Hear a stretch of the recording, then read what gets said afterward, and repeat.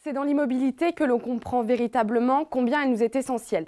Ces quelques mots nous amènent au cœur de mon sujet de thèse, celui de la mobilité et plus particulièrement de la mobilité durable. Mon interrogation est de savoir quel lien existe ou peut exister entre le droit et la mobilité durable. Mais d'abord, qu'est-ce que cette mobilité durable ?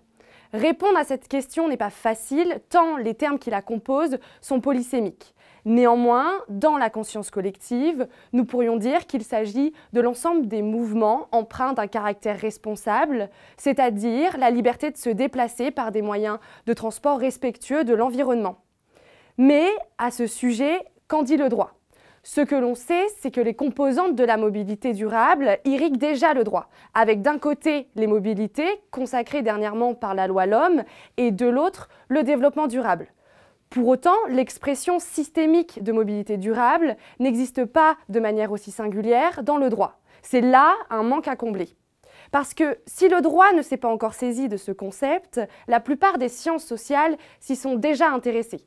Elles le rapprochent de notions très générales comme le mouvement, mais aussi plus particulières comme la construction du territoire et la question de l'articulation des moyens et infrastructures de transport. Afin d'aborder et d'appréhender juridiquement ces dernières questions, mon étude va se concentrer sur une certaine branche du droit, celui des collectivités territoriales.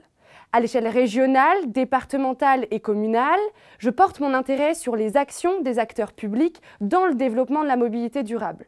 Comment elles peuvent réguler, innover, coopérer, promouvoir et, de manière plus générale, quel est leur rôle dans la mise en œuvre de cette mobilité sur leur territoire.